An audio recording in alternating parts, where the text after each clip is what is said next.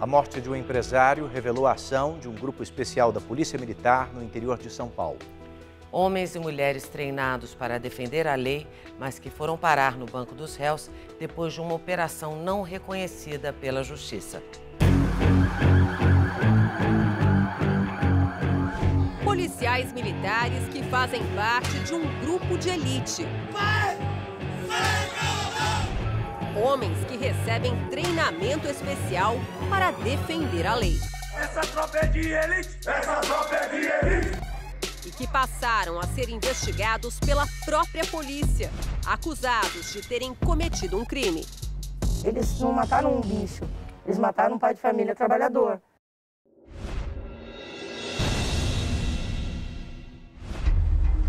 Integrantes do Batalhão de Ações Especiais da Polícia, o BAEP, foram investigados pela Corregedoria da Polícia Militar e pela Polícia Civil depois da morte do empresário Rinaldo Magalhães, de 55 anos, executado com tiros de fuzil. Estamos em Mairinque, a 70 quilômetros de São Paulo. Cidade conhecida por atrair turistas interessados em esportes náuticos. Foi às margens da represa de Itupararanga que Rinaldo construiu a marina para receber donos de jet skis, fregueses das refeições servidas à beira da piscina. Vivia com a esposa e os filhos numa chácara que foi toda reformada. Mas o sonho de viver e trabalhar num lugar cercado pela natureza chegou ao fim no dia 26 de fevereiro, quando Rinaldo, não muito distante daqui, numa estrada de terra, se deparou com policiais militares. Ao todo, 18 PMs em 5 viaturas teriam participado da operação comandada pelo tenente Adinanda Rocha Lima, oficial da Agência de Inteligência do BAEP de Sorocaba. Segundo a investigação, 2 homens apontados como informantes da polícia denunciaram que às margens da represa funcionava uma base para o tráfico de drogas e armas, comandado por uma organização criminosa. Com essas informações em mãos, o tenente Adnan montou o plano de invadir a marina durante a noite, sem ordem judicial. O tenente e outros 5 policiais, sem uniformes, seguiram em 2 viaturas descaracterizadas. Os carros chegaram em Mairinque por volta das 6h30 da noite. As câmeras do pedágio da rodovia registraram também a passagem do carro onde estavam os 2 informantes, meia hora depois. Foi neste posto de combustíveis na entrada de Mairinque que policiais se encontraram com informantes. A conclusão veio a partir da quebra do sigilo telefônico determinada pela Justiça. A Corregedoria da Polícia Militar apurou que bem aqui o tenente Adnan fez uma ligação para um outro oficial, pediu reforço. Foram enviadas então 3 viaturas com 12 PMs. Os policiais militares acreditavam naquele momento que enfrentariam traficantes perigosos. As equipes se dividiram. 8 PMs em 2 viaturas ficaram na estrada de terra. Os 2 informantes, 6 policiais à paisana e 4 fardados seguiram para a marina. Rinaldo foi chamado no portão, pensou que fosse um assalto e fugiu para pedir socorro neste carro blindado. Foi fuzilado ao se deparar com uma viatura na estrada. Enquanto isso, na marina, a filha, o namorado e uma amiga deles conseguiram pular uma janela e fugiram. Nenhum traficante, nenhuma droga, nem indícios de uma facção criminosa foram encontrados. O resultado da ação levantou a suspeita. A ação poderia ser uma fraude. Os informantes foram identificados como Jonathan de Souza Almeida e Arthur Donizete Devec Júnior. Eles teriam enganado a equipe da PM para benefício próprio, cobrar a dívida de um carro vendido para a esposa de Rinaldo. Jonathan era quem exigia o pagamento, mas ele também devia dinheiro da venda de um outro veículo para Arthur, que nesta foto aparece usando uma farda, apesar de não ser PM. e tinha até uma taxa de identificação com o próprio nome, o que é crime. Mas eu não entendi até hoje por que eles enfiaram na cabeça dos policiais que a gente era bandido. Entendeu? Que a gente era traficante de drogas, de armas. Não existe. Na verdade, assim, não estou defendendo não, mas os policiais vieram para cá vendidos. Eles foram tão inconsequentes que eles destruíram a própria vida deles e da família deles, né? Porque eles devem ter filhos, esposa. Em depoimento, o informante Arthur confirmou ter presenciado a violência policial. Ele conta que pôde ver a mulher com um saco plástico preto na cabeça. Parecia uma galinha destroncada. Estava tremendo toda. Na época, a dona de casa, de 52 anos, foi presa e levada para a delegacia num camburão.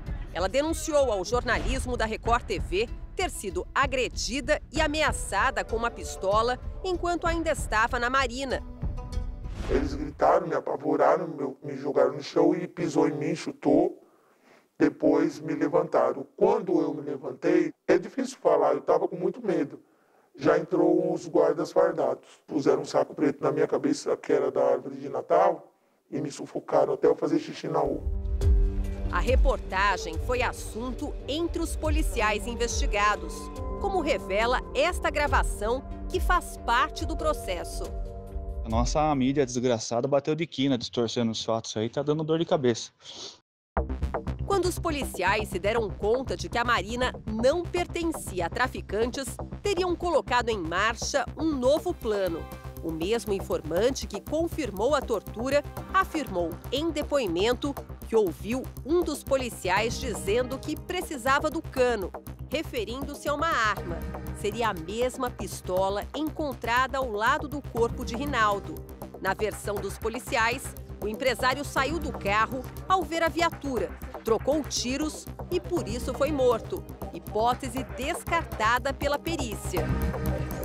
Do nada ele já tomou um tiro, que foi o tiro que acertou o carro. Esse tiro passou a blindagem, porque não é blindagem para fuzil. Então pegou o ombro dele.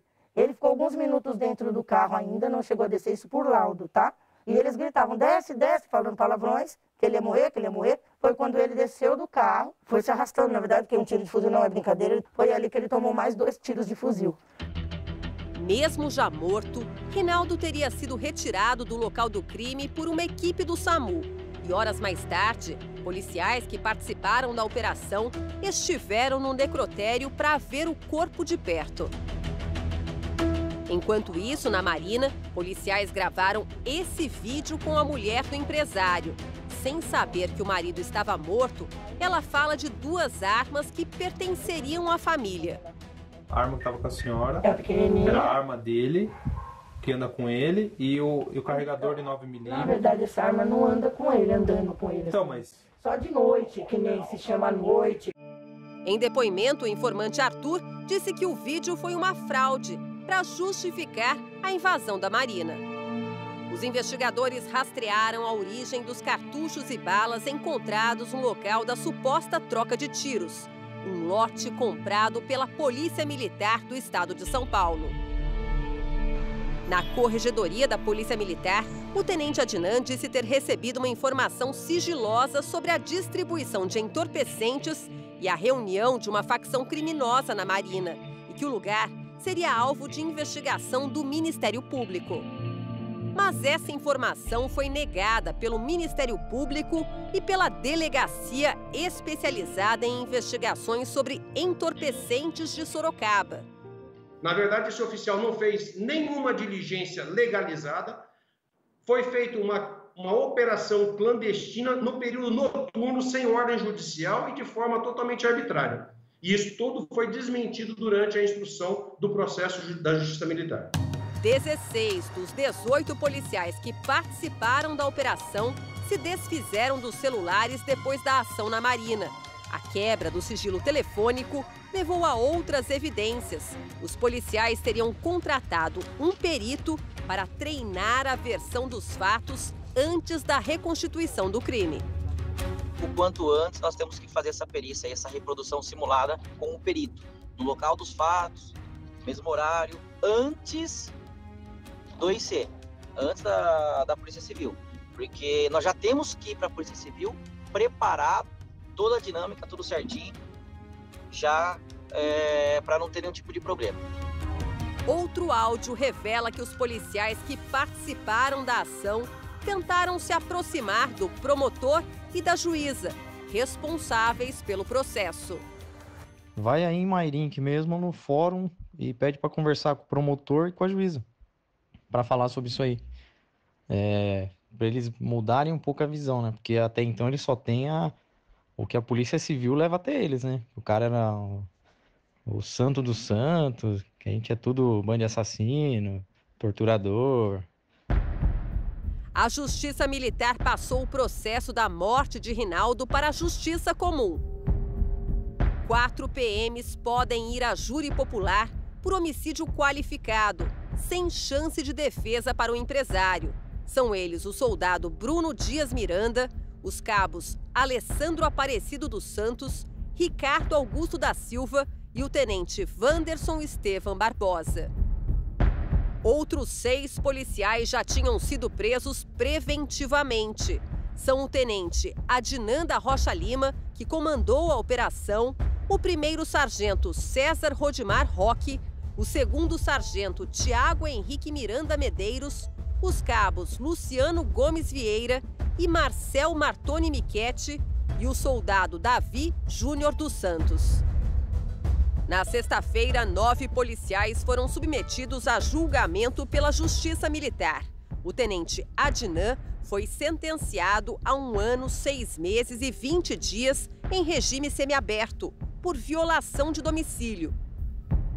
Os sargentos Roque e Tiago Henrique receberam penas de 5 anos, 10 meses e 20 dias pelo crime de tortura em regime fechado.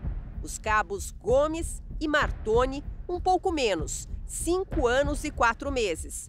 Já o soldado Davi deve cumprir 4 anos, 5 meses e 10 dias, também pelo crime de tortura. A sargento Simone, os cabos Guerreiro e Eber foram absolvidos da acusação de invasão de domicílio. Os informantes foram indiciados por falsa comunicação de crime, mas o Ministério Público pediu o arquivamento do inquérito. Segundo o promotor Tiago Garcia Tortaro, não ficou claro qual deles contou a mentira para os policiais militares. Jonathan está preso por causa de uma condenação por roubo. Mauro Ribas, que defende o sargento César Roque, identificado como agressor da esposa do empresário, alega que o cliente não esteve no interior da Marina antes da chegada dos policiais do BAEP. Portanto, não poderia ser o suposto torturador. Com isso eu quero dizer que ela está mentindo? Não. Nós temos que considerar que ela é vítima e que sim, podemos criar sim, uma vítima pode criar falsas memórias, pode ter seu depoimento induzido sim, seja por qualquer outro motivo. Mas o fato é, o Roque não entrou na casa antes dos policiais fardados e o Roque não bateu nela, até porque o Roque sequer era do BAEP, era da ocorrência. O defensor alega ainda que o laudo do corpo de delito não indicaria sinais de tortura. Nós temos um laudo pericial que aponta nenhum dos seus quesitos, que foi quesitado isso, afirmando que não houve tortura. Houve agressão física, tem laudo também corporal, de lesão corporal, comprovando. Além disso, houve tortura, tanto física quanto psicológica. As defesas dos policiais Adnan da Rocha Lima, Wanderson Barbosa, Tiago Medeiros, Luciano Gomes Vieira, Marcel Michetti, Davi Santos, Bruno Miranda e Ricardo Silva foram procuradas, mas não se manifestaram.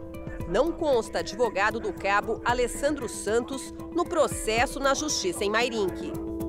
Também procuramos a defesa de Jonathan Almeida, mas o advogado não se pronunciou. Tentamos entrar em contato com Arthur Devec por celular e e-mail, mas ele não retornou. Por ser policiais, eles têm que investigar, prender, entendeu? Fazer a coisa certa. Se a gente fosse bandido ou não, mesmo isso não era para ter acontecido. Não era. Eles destruíram a minha vida. Foi a fita zebrada em volta dele! Foi a fita zebrada em volta dele! Foi a fita, ele não volta não!